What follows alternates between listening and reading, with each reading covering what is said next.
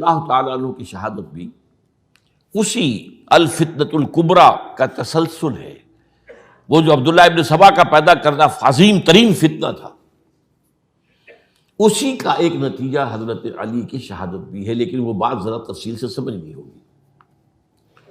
اور اس کے لیے میں ممنون احسان ہوں، حال ہی میں ایک کتاب چھپی ہے، ڈاکٹر سید رضوان علی ندوی، وہ محقق ہیں تاریخ کے، انہوں نے بڑی تاریخی تحقیق کے بعد جو باتیں بیان کی ہیں وہ میں آپ کے سامنے رکھ رہا ہوں.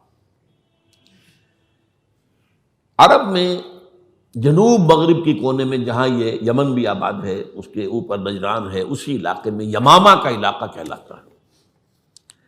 یہاں ایک قبیلہ آباد تھا بنو تمیم. یہ جو لوگ تھے بڑے کرخت مزاج، جنگجو، اکھڑ، ضدی، اور جس بات کو ایک دفعہ مان لے اس پر اڑ جانے والے اور مر مٹنے والے. یہیں سے فتنہ پہلا اٹھا تھا. سب سے بڑا جو نئے جھوٹے نبی کھڑے ہوئے تھے ان میں سب سے بڑا تو مسیلمہ کذاب تھا. یہی تو علاقہ تھا.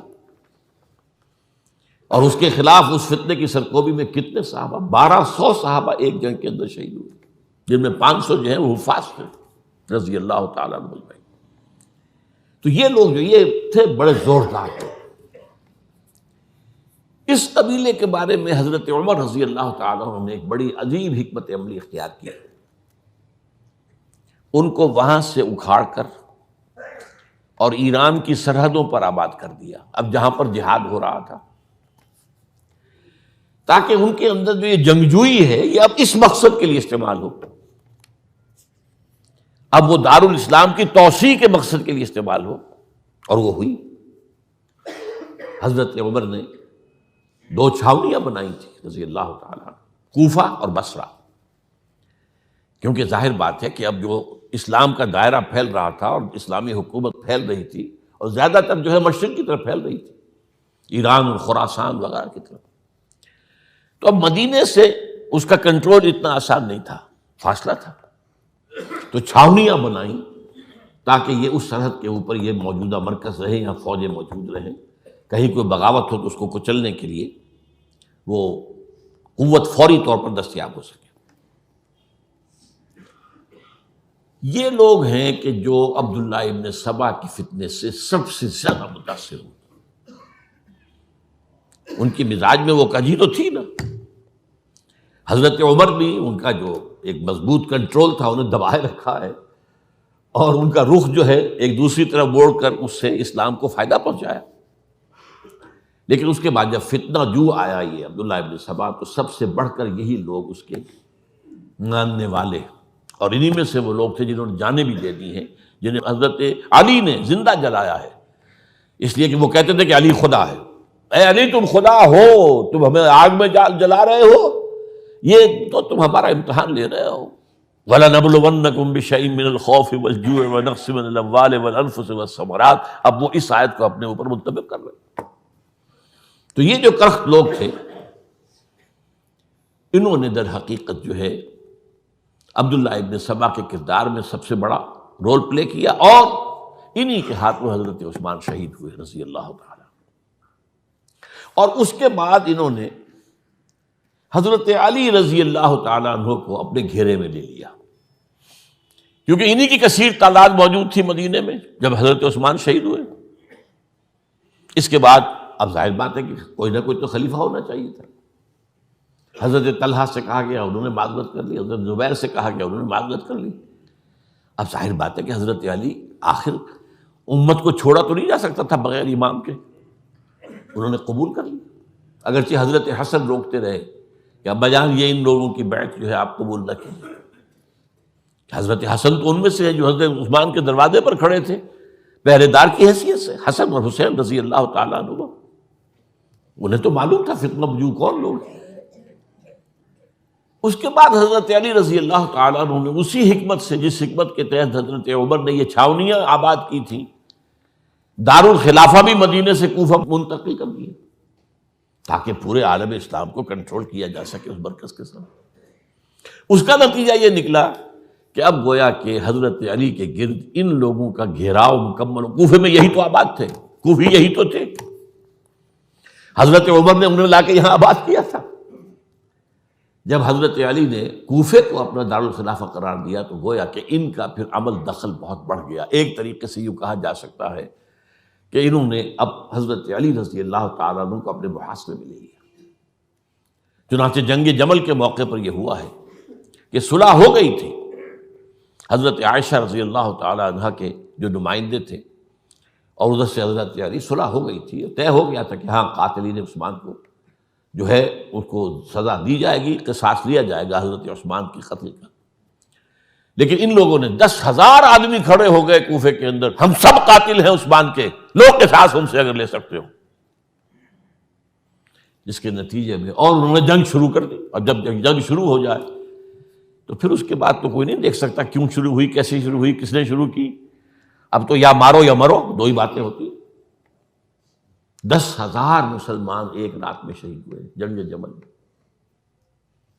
اب اس کے بعد حضرت علی رضی اللہ تعالیٰ عنہ کی خلافت جو ہے حضرت امیر معاویہ نے ماننے سے انکار کر دیا۔ جب تک قاتلین عثمان کو سزا نہیں دیتے ہم بیعت نہیں کریں گے۔ یہ نہیں کہ دعویٰ کیا ہو کہ میں خلافت کا حقدار ہوں، یہ نہیں، لیکن یہ کہ آپ کو ان کو سزا دینی چاہیے۔ اب یہ تھا وہ مخمصہ جس میں حضرت علی رضی اللہ تعالیٰ عنہ وہ فرماتے تھے تم میرا ساتھ دو تو میں ان قاتلین عثمان سے سزا جو ہے ان کو سزا دے سکتا۔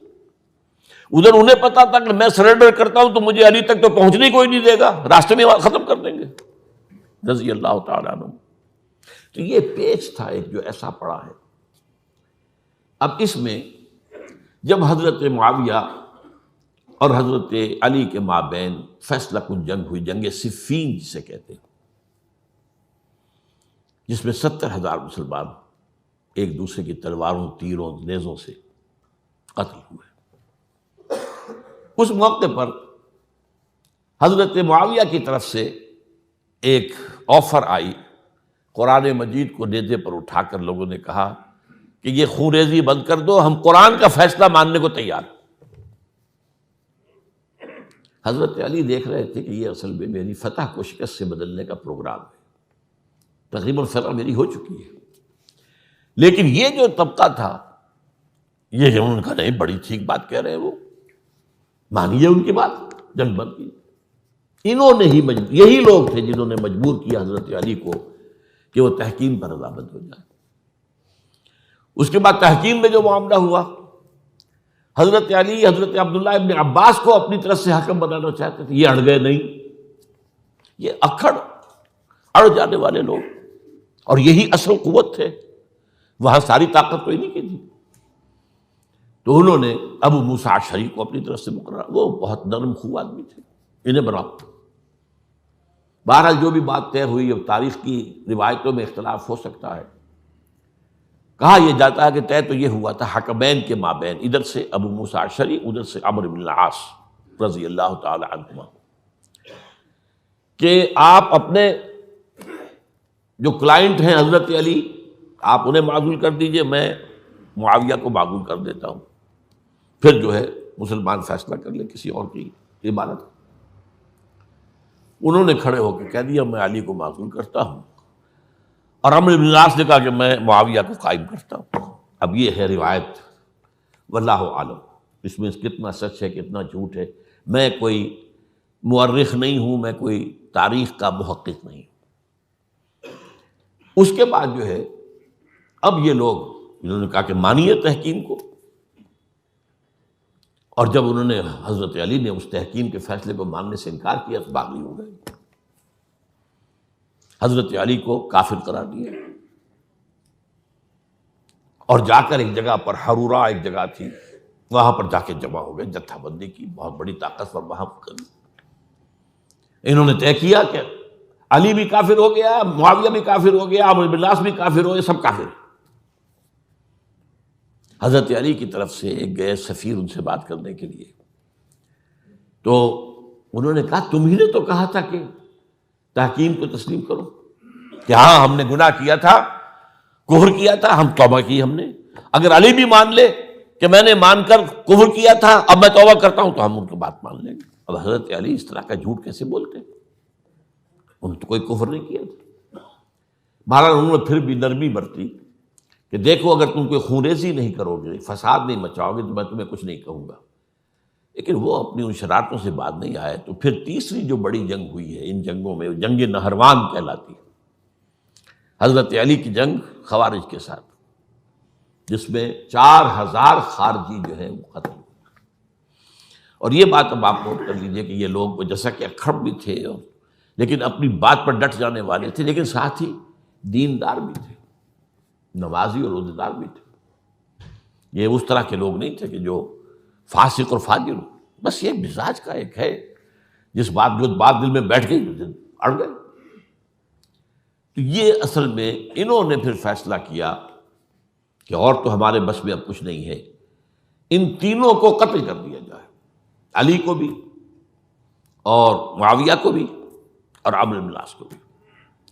تو ایک جگہ ان کی سازش ہوئی، 3 آدمی معین ہو گئے، ایک ہی وقت کا طے فیصلہ ہو گیا، فلاں تاریخ کو فجر کے وقت تم جاؤ، وہ تم کوفے کی جامع مسجد میں، جب علی نماز جماعت کرا رہے ہو خنجر مارو انہیں۔ اور یہ اس کا نام ابن ملجم تھا، خارجی، یہ وہی لوگ بنو تمیم کے لوگ۔ دوسرا جو تھا وہ دمشق میں حضرت معاویہ کو قتل کرنے، شہید کرنے کے لیے پہنچ گیا۔ تیسرا مصر پہنچ گیا حضرت عمرو بن العاص کو۔ اب یہ بات اللہ کی طرف سے ہے، یہ تو اس کی مشیت ہے، اس کا فیصلہ ہے۔ حضرت علی پر وار کارگر ہوا، آپ شہید ہو گئے۔ حضرت معاویہ پر وہ وار ذرا اوچھا پڑا، زخمی تو ہوئے لیکن آپ کی جان بچ گئی۔ عمرو بن العاص اس روز مسجد میں کسی معذوری کی وجہ سے، عذر کی وجہ سے فجر میں آئی نہیں سکی، لہذا حضرت علی کی شہادت ہو گئی۔ اب یہ ہے اصل پس منظر، کن لوگوں نے کیا شہید، اصل میں وہ سمجھ لینے کی بات ہے۔ یہ خوارج نے شہید کیا، لیکن خوارج کا فتنہ سبائی فتنے ہی کا آف شوٹ ہے، اسی کے ذیل میں ہے، اسی کی ایک شاخ ہے، اسی کا ایک نتیجہ ہے۔